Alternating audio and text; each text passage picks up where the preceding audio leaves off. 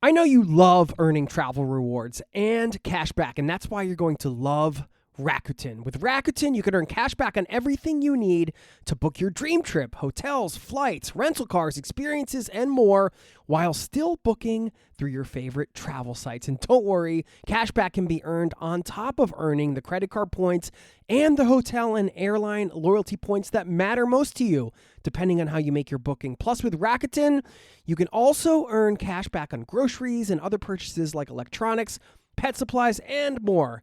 And the best part, you can join today for free and start earning cash back on top of your travel rewards. Go to Rakuten.com or get the app. That's Rakuten, Rakuten. Rakuten, the most rewarding way to shop. I don't have that many stories from now Ivory Coast. Like we ate, we walked around, went to the beach and stuff, like had a really, really nice time. But I think flying in and out like that, you miss all the nonsense, but you also miss all the stories because we didn't really get to know anyone. We didn't really I don't have much to share. I'm like, yeah, we had a great time, but. Well, I guess we just have to go back. Yes, they are back to share part 2 of their adventure through West Africa. That is Jacqui Kunz and Gunnar Garfors, super seasoned travelers. You've heard them on the show before. They're part of the host collective. And I shared that clip in particular because they actually did most of this trip overland. And you're going to hear about those stories that Jacqui alluded to because they share a lot of them, getting across borders, all the things that can happen at border crossings, getting the visas, taking public transportation, hitchhiking in Sierra Leone. They've got some travel tips and some destinations to see along the way as well. But this clip just reminded me of the idea that sometimes perhaps the hassle that you put yourself through as a traveler, depending on how difficult you're making the journey, can in some ways be directly proportional to the amount of stories you will bring home. Now, those stories may be filled with some tough moments, some aggravation and things like that, but they are stories nonetheless, something to think about. And speaking of stories, Gunnar actually brought something home from this trip. I did at one point pee something that looked like a Guinness beer. It was absolutely black. Not a great feeling.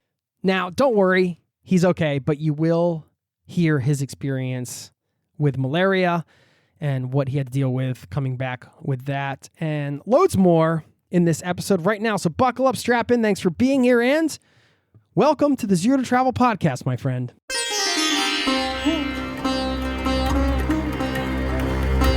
You're listening to the Zero to Travel podcast, where we explore exciting travel-based work, lifestyle, and business opportunities, helping you to achieve your wildest travel dreams.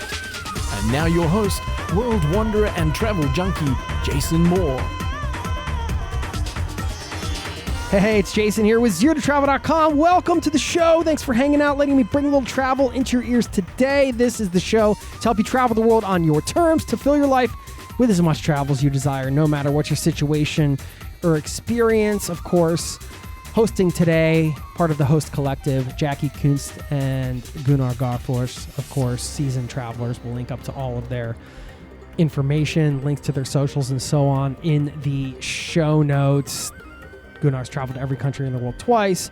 Jacqui's well on her way to traveling to every country in the world, was named world's most intrepid traveler in 2022. You get the idea. They know what they're talking about, and I love having them as part of this host collective because they're out there on the ground in real time and coming back and sharing these experiences. Think of these as almost field reports. And actually, I was just trading messages with them. They are currently traveling through Libya, Tunisia, and Algeria, so I'm sure they're going to come back with another episode about that area of the world. But for now, we're going to conclude their journey through West Africa. If you missed part 1, you can go back into the feed and listen to that, and you can hear about the rest of this adventure. Now, don't forget, you can sign up for our free newsletter over at zerototravel.com/newsletter. Thanks for listening, and please enjoy this show with Gunnar and Jacqui.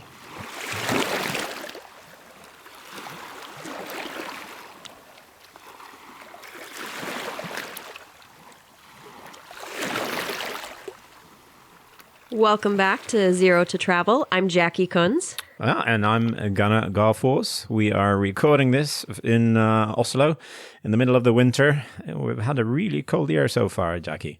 You're not too pleased about that. No, absolutely not. I think you might be able to hear my knitting needles clicking a little bit here, trying to make a scarf to survive it. Oh yeah, it's that bad, is it? It's horrible.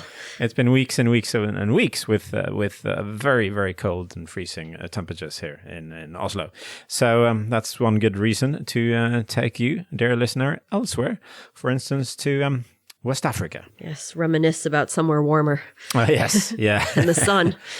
And in the last episode we had together, Jacqui and I, we took you down to Guinea, and we promised to continue our journey into Sierra Leone. And that's a very easy country to visit, Jacqui, with regards to visa, at least.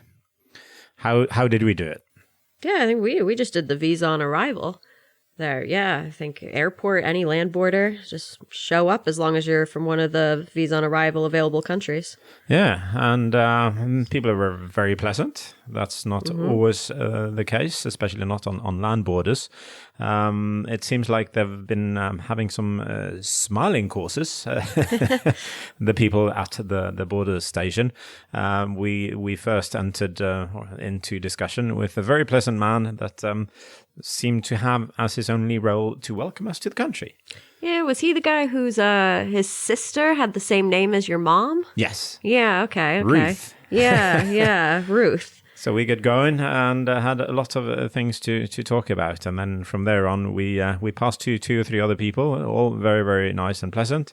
And just asked us what we're doing and gave us a visa stamp in each of our passports. I think like up till this point, all the borders had been so easy. And we were really surprised by that because, you hear so many nightmares about the borders of West Africa.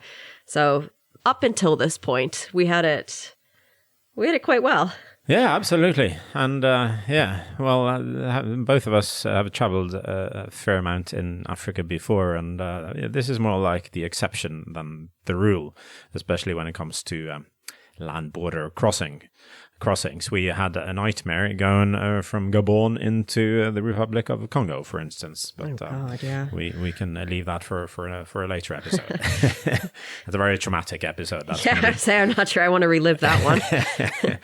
But Sierra Leone, very, very easy. And from the border, we just hitchhiked, more or less. We picked up a motorbike. The next town? Yeah.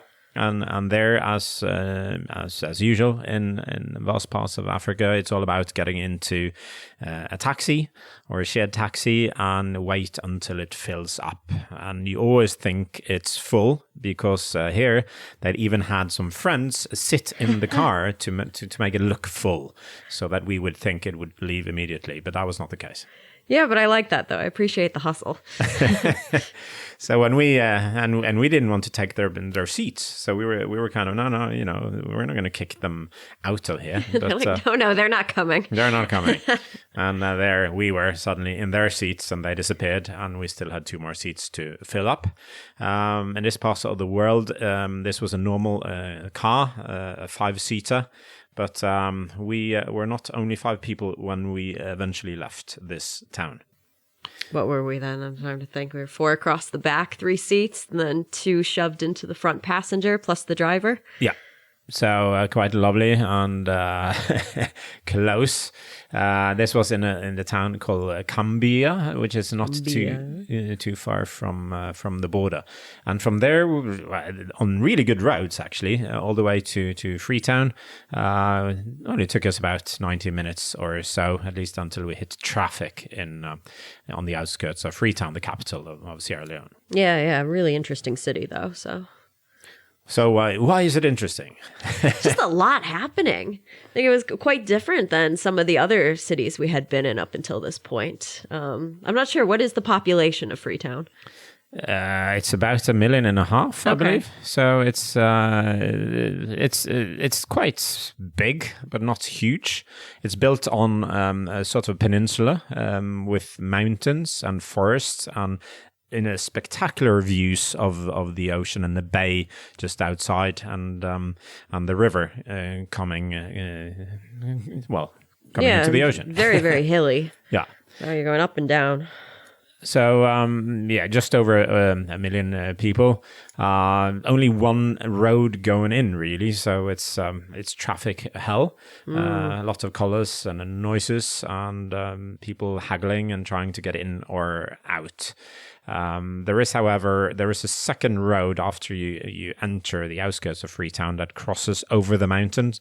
So you can sort of take that one, which we ended up doing due to the traffic on the main road, which goes around the peninsula. And a lot of police checkpoints around the city, too. And I'm not even sure what they're looking for, but it seems everyone they stop has to pay them something or buy them a drink or something. Yeah, that is true. And being two people on the same motorbike, which we did quite a few times, that was not popular. And the drivers typically kicked us off the bike and said, no, you have to walk because there is police. And they did not want to get into trouble. Yeah, except that one guy with his fancy driving where he swerved around the policeman. Yeah. You remember that guy? Yeah. Crazy, yeah. So the car, the police officer, we were in the middle of town, and the police officer jumped out into the street and tried to block us off, and he swerved around this guy, and I don't know, that we didn't fall off this motorbike was a miracle of sorts. But hey, he managed to get away without paying a bribe or a fine or whatever he would otherwise have to pay. Yeah, I think you told him good driving. Well, I did, yeah. Well, I was quite chuffed. I don't like paying bribes to the police. So now, Freetown, the name says a bit about the city. This the country was sort of founded by freed slaves back in the day, and the name of the town sounds maybe more positive than it was. A lot of people from London, actually. Yeah, it was British established. Yeah, came here and tried to make a living or settle down. But there was a number of issues there, fighting with people already living there, the original locals, and various chiefs did not want to leave the control to these newcomers. But I like that, the original locals. The original locals. Well, isn't that a good way of putting it? I guess, yeah. So, so what should we do in Freetown? It's on a peninsula. It has amazing beaches. Yeah, I was going to say it's the around. beaches. That's what people go there for. Yeah. And they're very nice, and they're spectacular, and they're pretty clean, especially south of the city. Yeah, once you get outside of the city, they're much cleaner, much nicer. But the ones in the city are okay as well. No, absolutely, yes. And you have it's quite funny since since Freetown was founded by Brits. Almost every name in the town is of British origin. You have Aberdeen, which is where one of the beaches is. That one is not very nice or clean. It's full of fishermen and harassing us when walking on it. So that can be maybe not walk alone there as a traveler. Yeah. There's a bit of catcalling, I guess, is the word for it going on there. Yes. So not the most comfortable as a woman. No, I would not. I mean, it's the type of place. It's all guys that work on boats and. Yeah, and quite a few fishermen and that would happen in any country. Yeah, people selling the fish and so on. Just outside of Aberdeen, you have White Man's Bay. You have another one called Susan's Bay. You have Destruction Bay. You have Motor Road. Almost every name here is English or British. So you can find lots of Hill Road and so on. There are loads of let's say familiar names in the city, if you are from an English-speaking country at least. Allentown, New England, Leicester is to be found, Wellington, and lots of others. But people are, except for on the beach of Aberdeen, to the north of Aberdeen, people are friendly. Yeah. They're talkative. They're smiling.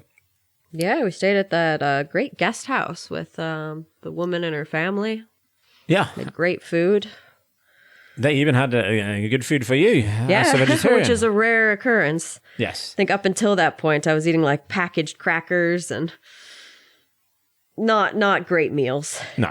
That was. I think at one point you ate a raw onion. So. Yeah, well, that was in Guinea. That was a different country, even. But so that was more just to. Was it a different country? Was it even a different country? You know. So, well, I was a bit hungry, so raw onions go down well, eaten as apples on occasion. But I wouldn't recommend it too often. I didn't get many kisses for a while after that either. So Yeah. What more should we say about Freetown? Logistics-wise, it's a great place to pick up visas. That's very true. For instance, to Liberia, where we were going after, and the Liberian embassy, it's up on the hill with a great view over the Atlantic Ocean. But there are a number of embassies here, so it is a very good place to pick up visas. I've picked up a Mali visa before. Freetown is very convenient. Yeah, it's a really pleasant place to spend a few days as well while you do that. So absolutely. Great visa hub. So how about the main attraction in town besides the beaches? Do you remember a certain tree? Yeah, I was going to say the tree, because isn't that the story is that's where the city was originally founded? Yes. Is it the city or the country that was founded there? Yeah, the city. The city? And eventually that turned into a country. But that's the famous enormous cotton tree. It's located in the center of the city. It's supposedly hundreds of years old, that it must be, because this is where the black settlers rested underneath in the shade in 1787 after landing in Freetown, allegedly. And it's still standing. It is a tree surrounded by, it's sort of in the middle of a roundabout. Yeah, but it was hit by lightning, wasn't it, a couple of years ago? Yeah, that took away part of it. Part of it's kind of falling. Yeah. Sierra Leone means Lion Mountains. It comes from the Portuguese Serra Leoa, and it's been inspired by the shape of the mountains surrounding Freetown. I feel like you have notes over there or something. Well, yeah, I'm just so knowledgeable. So it's always good with some notes. Should we say something about hairdressers, Jacqui? In Sierra Leone, we had. I'm going to let you do this one. Okay, I overheard a presentation at one point where someone was talking about Sierra Leone and how the signs of hairdressers change from Sierra Leone, where the signs painted on the buildings on the side of the hairdresser salons are much more sophisticated than the signs painted on hairdressers outside of Freetown. And the closer or the further away from the capital you get, the simpler and less impressive are these signs. So it was a 25 minute presentation about this with photographs. I remember this presentation. Yes. So it's quite, it's a kind of a different type of presentation, and it shows possibly what people notice when traveling to a new country. I think it's the explanation is quite simple, really, because in Freetown there is a lot of competition among hairdressers, and you have to paint nice signs to stand out. Whereas in small villages and towns, there are maybe only one hairdresser, and you can get away with only painting a very simple hairdressing photo. All right then. That's my theory. I don't know if it's very accurate. We continued from Freetown after a few days. We picked up also a visa to Ivory Coast. Ivory Coast. Yeah, Côte d'Ivoire. Yeah. And this is a bit hard to find, because this consulate, you can't find it on Google Maps. It's very unofficial, it seems like. So how did you come across this? Yeah, I actually found it on Overlander. So it's a really, really good resource for information about embassies, border crossings. People leave reviews about their experiences on different borders. So it's really geared towards people that are trying to overland through various countries. But it's really great to check out if you're planning a trip yourself. So that's how I ended up finding it. So I was playing around looking for different visa options, and people had said they were able to get the Ivory Coast visa there within the last 6 months. So I'm like, all right. And it also had the guy's WhatsApp number. So shot him a message. Nice and easy, and that was that was needed, because we were going first to Liberia and then to Ivory Coast, but you will not be able to pick up a visa to Ivory Coast in Liberia, despite of them being neighbors. So this was sort of something we had to do in order to visit Ivory Coast on this trip. Because we were flying out of Ivory Coast, so we sort of had no choice. Yes. We'll get back to the interview in just a moment. I know you love earning travel rewards and cash back, and that's why you're going to love Rakuten. With Rakuten, you can earn cash back on everything you need to book your dream trip, hotels, flights, rental cars, experiences, and more, while still booking through your favorite travel sites. And don't worry, cash back can be earned on top of earning the credit card points and the hotel and airline loyalty points that matter most to you, depending on how you make your booking. Plus, with Rakuten, you can also earn cash back on groceries and other purchases like electronics, pet supplies, and more. And the best part, you can join today for free and start earning cash back on top of your travel rewards. Go to Rakuten.com or get the app. That's Rakuten, Rakuten. Rakuten, the most rewarding way to shop. Now, back to the show. So we were heading south towards Liberia. The second biggest town in the country is called Bo. And it's a good place to stop. It's about 4 hours by bus. A bit faster if you drive on your own or hire a driver. It's actually it's one of the only cities in Sierra Leone that was untouched by the war, thanks to a citizen militia that kept the rebel soldiers out for the entire 10-year war. Not too much to see in Bo. There's clock tower and not too much else.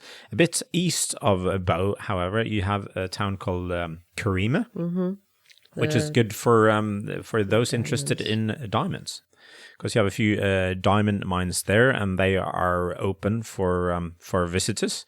So try find a tourist office or a travel agency, or just ask around and have someone show you if you would like to check out how diamonds are actually mined in Sierra Leone.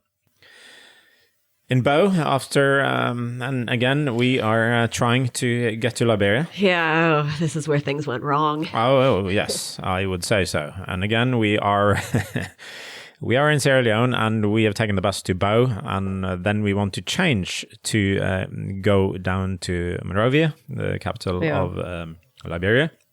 And then, of course, there are no buses, so we need to find a shared taxi. Yeah, back to the waiting game. Waiting a game indeed. And here it was a bit of... it was a bit of a deadline, because the border would close at 6. Yep. Yeah, so I think we got to Bo at what, maybe, was it 3 or so? Yeah, just after 3. Yeah, around then. And there's... the border was about an hour away. Yeah, hour and a half, perhaps. Yeah. So we knew we were on the clock, and there was only 2 other people in the car. And they were both in the front seat. They did not know each other. It's a man and a woman. We'll get back to that later. We were offered to buy the entire back seat, but then we'd have to pay. Yeah, then we'd have to pay for 4 people. Yeah, and I think it was $30 a person already, so that would have been a bit out of our budget at this point. Plus, we didn't have that much cash on us. No. That was a bit of a problem. We should have had some more hard currency. Yes. But in the end, we agreed to pay for 1 extra seat to be able to get some space, or so we thought. So we thought we were gonna have a little bit of luxury. Yes, yeah, that's what we were hoping for. And just before 4, what should I say? This huge man comes walking over and wants a seat. And this is, when I say huge, that's probably an understatement. This is a massive, massive guy. And we were looking forward to have, let's say, the normal 1 seat each in the back. But we ended up Sharing a seat. sharing more or less, yes. We ended up with half the back seat between the two of us. It was not physically possible for this guy to squeeze in and take less space. It turned out he was very well connected. He got us through some checkpoints by telling them his name. He was actually a preacher in Freetown. Yeah, and he had spent some time in, was it Minnesota? Was Yes. he saying? Or Michigan? I think it was Minnesota. Minnesota, yeah, that's what he's saying. And very well connected guy. And but he took up a fair amount of our space. So again, even having paid for an extra seat, we were squeezed in the back seat. So it goes. So it goes. And then we are, we finally leave and we get to the border town 9 minutes before 6. Which is should be enough, an ample time to cross. Then the guy in the front seat decides he needs to buy some Coca-Cola because it's a little bit cheaper on the Sierra Leone side. Yes, we didn't know what he was doing, but he jumped out and we said, "Oh, what's he doing?" Like, and he lines up outside a kiosk, and we're saying, "What the hell is this guy doing?" And to save, and he bought 6 Cokes. 6 Cokes, yes. So he probably saved half $1 or something compared to in Liberia. But by doing so, he took up 6 minutes of our time, which meant we had to drive. Our driver had to drive like crazy in order to get across the bridge. There's a border river here called Mano. And there we had so little time, so the border guard just waved us across without stamping our passport. Yeah, this is on the Sierra Leone side. Yes. So we cross over into Liberia and we try to get into the country.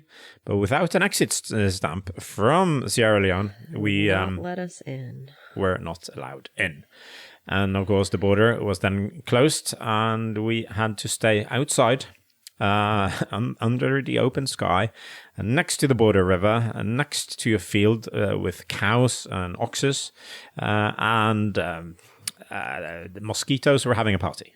Yeah, and this was your first border you got stuck between, wasn't it? Yeah, This rite was- of passage for travelers. Oh, yes. Welcome. Oh, there you go. Yeah, no, thank you very much. Yeah, so my first sleeping on the border experience. It's about time. Well, hopefully it will also be the last. It's not very pleasant.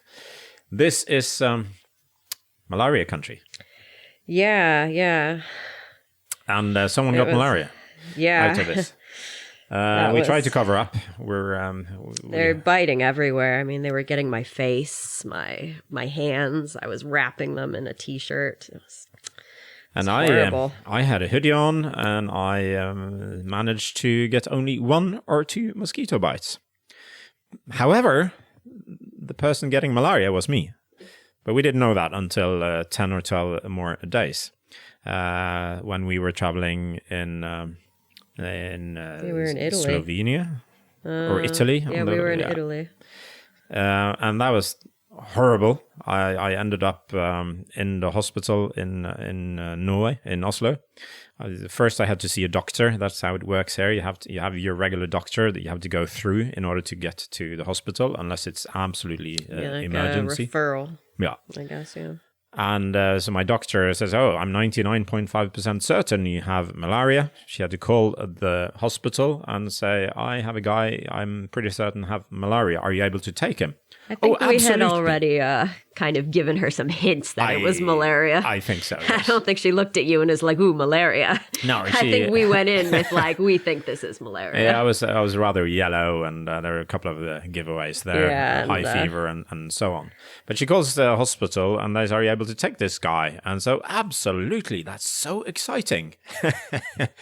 And malaria is quite rare in Norway for natural reasons. And I was I just had to go to the local hospital. And a friend visited a couple of days later, and he said, "Oh, could I would like to see my friend Gunnar Garfors." And the nurse looks up in her register and says, the malaria man.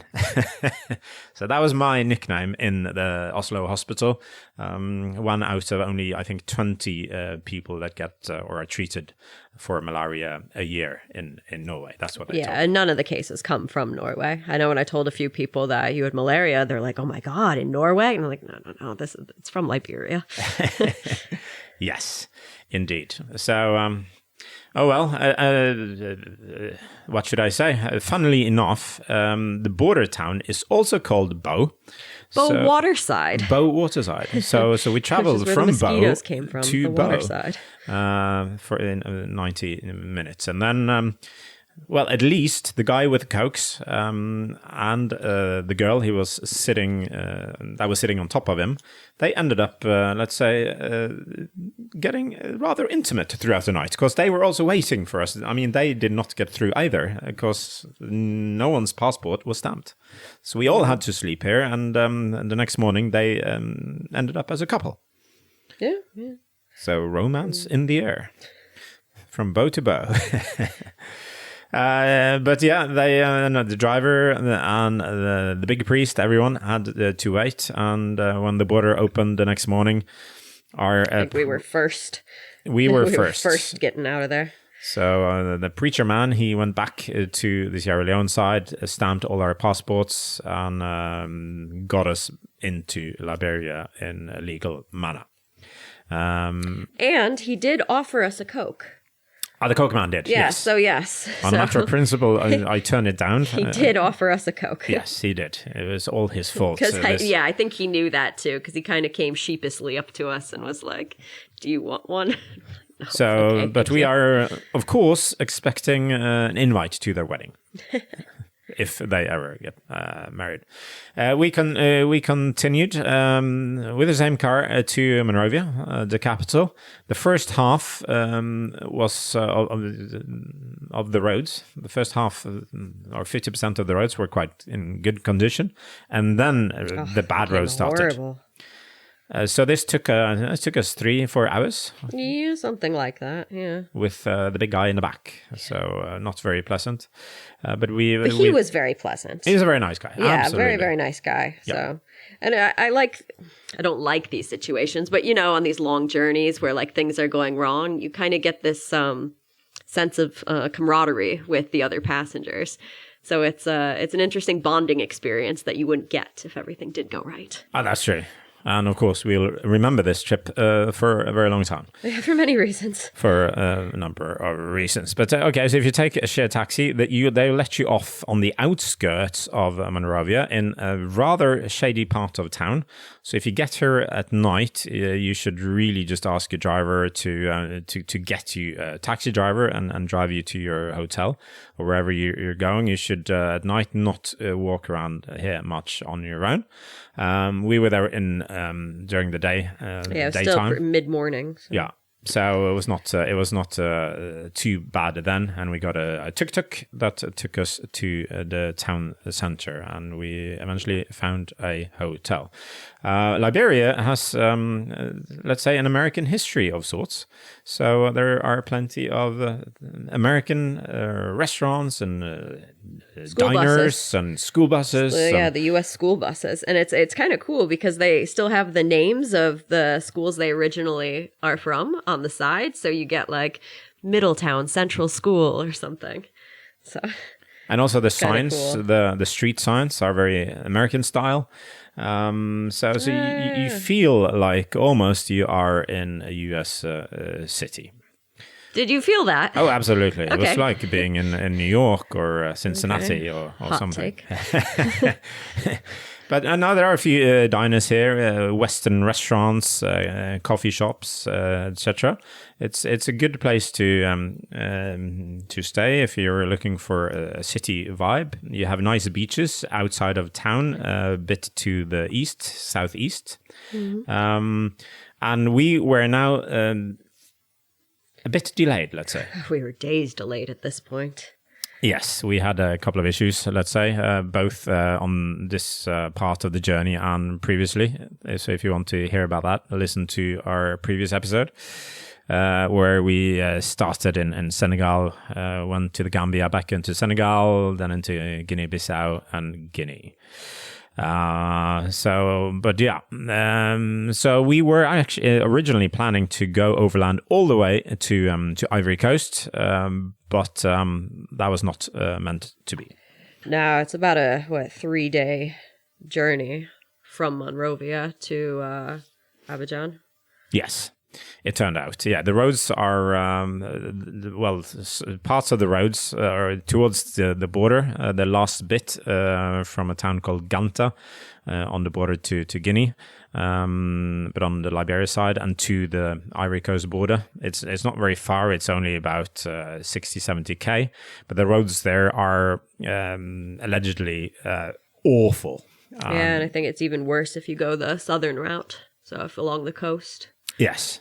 So if you're going to go here, you definitely need some patience and a lot of time. We were running out of the latter and had to get a plane ticket from Monrovia via Conakry in Guinea, so going back there, and then to Abidjan in Ivory Coast. It was one of the most expensive plane tickets of my life. Yes, the competition in this part of Africa is non-existent, let's say. So I think it was 700. Very high airport tax fees, I believe. I think they have some of the highest airport taxes in the world, so that also adds on top of. Yeah, in Monrovia. So I think we paid, was it $600 or something per ticket? It was like 700. 700? I think it was 700 something. Yeah, at least I know it hurt. At least we got a juice on the plane, so I think it was worth it. I know, and they didn't even feed us. I know, that's awful. Such an expensive flight for such a short hop, and there wasn't even food. No, oh well. What to do? Liberia, they're using American dollars. Mm-hmm. And most ATMs work, but not all of them. EcoBank turned out to be the most reliable one. So money-wise, it's relatively easy, and you understand how much things cost and so on if you're used to American dollars, at least. Yeah, we had no issue getting cash anywhere on this trip. So I mean, ATMs were. Sometimes they had high withdrawal fees, but they were pretty well stocked with cash everywhere. So we were lucky on that. Yeah, absolutely. We just briefly mentioned the beaches southeast of town, but amazing sunsets as well here. We had the pleasure of chilling in the sunset, just watching it go down. There's a few other couples engaged in romantic activities alongside the beach as well. You say that like it's something like unruly. I think they were just holding hands. Oh, were they? Engaged in romantic activities. I don't know which couple you were looking at, but hey. Kids playing football on the beach and next to the beach. Loads of street stalls selling various kinds of food. It's I don't know. I like the vibe of most of Monrovia. The sort of shady part to the north is not very nice, but the rest of it is pretty okay. I think that area is kind of more of like a cargo junction type area. Like there's a lot of trucks up there and stuff. So. It's not really residential. You don't have families. No. So if you're just going through and you're going to continue overland, you go from this area, Clara Town, and there is a road going outside the town. It's called Somalia Drive, which goes through a part of town that's actually called Chocolate City. We didn't go on this road, but that way you can miss all of Monrovia. But if you have the time, it's definitely worth checking out the town. And then Ivory Coast, Jacqui, we were intending to go overland all the way, but that was not possible due to time constraints. But Ivory Coast, it's, or at least Abidjan, it's quite a modern city. I've been a few times before, and I've really done up especially the seaside with nice walking paths, and tried to clean up the beach and so on. A number of, let's say, modern Western restaurants for those that are into that. There's a lot they're known for their African modernism architecture. Yes. Yeah, so some really, really nice buildings. If you're into architecture, it's nice to have a wander around. It is indeed. And they have a cathedral, St. Paul's Cathedral, it's called. Yeah, that also, it's a very modernist. Yeah, very much so. And also Abidjan, another town or city that's very good for visas. We did not get any visas on this trip, but I've picked up quite a few visas here throughout the years. So I'm just thinking, like, I don't have that many stories from now Ivory Coast. Like, we ate, we walked around, went to the beach and stuff, like had a really, really nice time. But I think flying in and out like that, you miss all the nonsense, but you also miss all the stories because we didn't really get to know anyone. We didn't really, like, I don't have much to say. I'm like, yeah, we had a great time, but I don't have any stories. Well, I guess we just have to go back.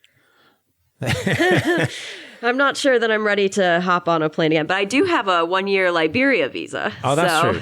Absolutely. Yeah, because that was a bit of an issue. In Freetown, getting that visa, I had to pay...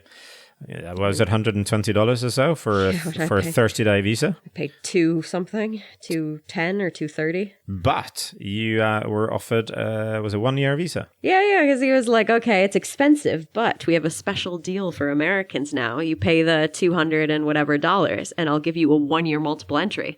I'm like, yeah, fine, great. Give me that.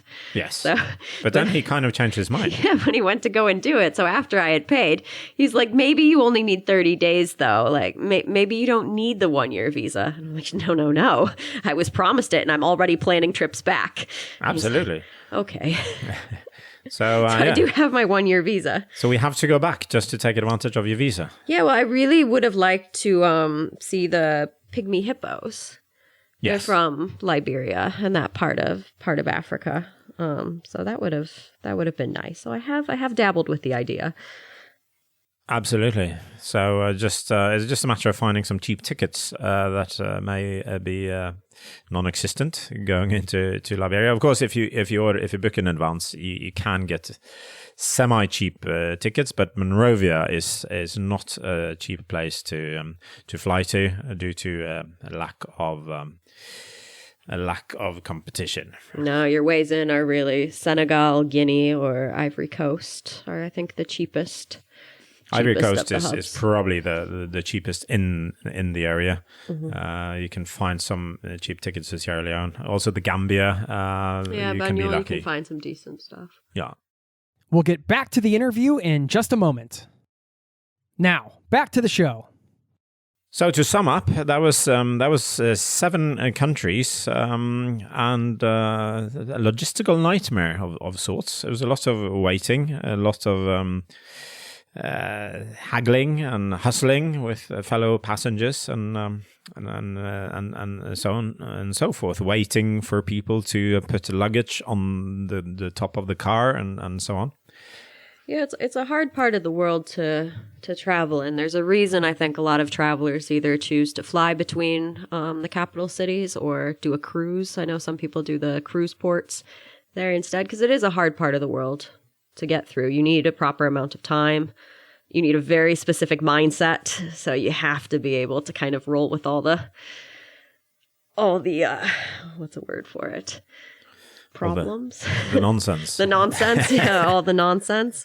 But this part of the world, the West Africa, we see in various forums and so on online that quite a few people are saying that this is not their favorite part to travel through. Quite a few are mentioning issues like having to wait a lot for transport, waiting for cars to fill up, awful roads, malaria, and quite a lot of dealings with police. We were quite lucky in that respect. Yeah, I actually. think we were quite lucky. Yeah, we had a few trying to get some bribes, but we never paid anything. And no. So, and also, I think we had, it 3 flat tires on the journey, which all the drivers are well prepared for, so they always have spare tires. Oh, that's a lie. Why is it a lie? Do you remember Senegal to Guinea-Bissau? Oh, yeah, well, not everyone has spare tires. No. I think that was a matter of the entire car breaking down, or bus. Well, I don't know. Well, most drivers are well prepared, but not necessarily from Sigunkor to Bissau, let's say, which is a route you should take a moped or a motorcycle to the border and then manage your way onwards from there. But then, in these forums, people are complaining quite a bit, and then some other people are just, commenting, "Hey, what was the issue?" I had no issue whatsoever, and it turns out they took a cruise ship. Hey, we don't judge. We don't judge, but of I course, hear you judging. I'm not judging. I'm just saying, if you go on a cruise ship, you will have very few hassles, and it can't quite compare with going overland. It will be much less stressful, but as you say, you will also have many fewer experiences and stories to tell. Maybe less malaria. That's another possibility, yes. You are unlikely to have to sleep outside on a border crossing. Okay. Anything else, Jacqui? Let's say, is there anything that, looking back, you think we should have done differently? Probably had more time and a little bit less distance. And what turned out to be the major obstacle here was the horrible roads on parts of the journey that it took much longer to cover than anticipated. Yeah, I think we grossly underestimated the amount of time it would take. Yeah. And this was just after or towards the end of the rainy season. That's not a good time to go because a lot of the roads are in horrible condition and road authorities have not been able to repair them again, which they usually do after the rainy season if they have budgets to do so. And just the roads drying up typically makes them more drivable anyway, even though they won't have time to put tarmac on them or repair them properly. That was the end of our little overland West Africa trip through 7 countries. Well, not entirely overland, thanks to us running out of time. It is an incredible journey to do, but you need to have a bit of patience, and you shouldn't get annoyed easily to undertake this trip, let's say. Just put aside enough time or plenty of time if you want to do this journey, and you will be surprised. There are a lot of nice people along the way as well. Unfortunately, there's a fair amount of hassle and nonsense, and people trying to haggle with you or get you to pay more or get you to squeeze in the back seat of a car or in the front seat. So we, towards the end, just make sure you don't sit next to very big people. But what is that pro tip? Don't sit near fat people? Yeah, well, What is wrong with you? But that's probably the only way to more or less ensure that you will get your own seat is you pay for one extra seat and you will have a much more you'll have a journey. much better time if you just bite the bullet and pay for an extra seat. Yeah. But there is no point in trying to haggle or wait people out. They will not leave until the car is full or somebody pays for the extra seats. If you pay for the extra seat, though, too, you have to pay for an extra imaginary bag because their argument is if there was another passenger, they would pay to have a bag. Yes, So but we actually got out of that one because that was absolute nonsense. And better fuel economy and all the rest of it. That's not taken into the account. We also tried to get a car, and that was in Guinea. To drive us to the border, and he wanted paid for the entire car both ways because obviously he would not be able to fill up the car going back. The driver argued, knowing West Africa, no one will drive anywhere without filling up their car. Typically, also having someone on the roof of the vehicle as well. This was good memories. Good memories, indeed. And I have recovered. By the way, I did at one point pee something that looked like a Guinness beer. It was absolutely black. Not a great feeling. So malaria is no joke. So no. So take eat your preventatives. Yes, absolutely, and cover whatever it is that you're using. Do not sleep outside, and unless you have mosquito nets. But that was it from Zero to Travel, Jacqui, for this time. Yeah.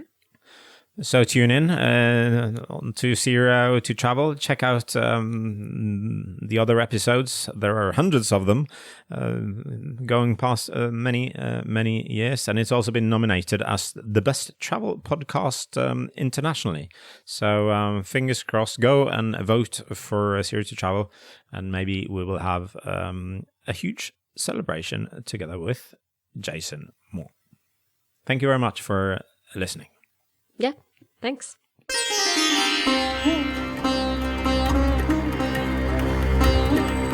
There you have it. Thanks to Gunnar and Jacqui for that one. I'm going to leave you with a quote on patience, because as you heard, traveling through this part of the world can sometimes test your patience. So we're going to leave you with one on patience from Jacques Rousseau. Probably totally butchering that name. Anyway, he said, patience is bitter, but its fruit is sweet. Thanks for listening. Don't forget, we have a newsletter at zerototravel.com/newsletter. Keep in touch over there. You can also leave me a voicemail anytime. Link in the show notes to the voicemail box. And thanks for listening. See you next time. Peace and love to you and yours. Cheers. This podcast has been brought to you by zerototravel.com. Ideas and advice to make your travel dreams a reality.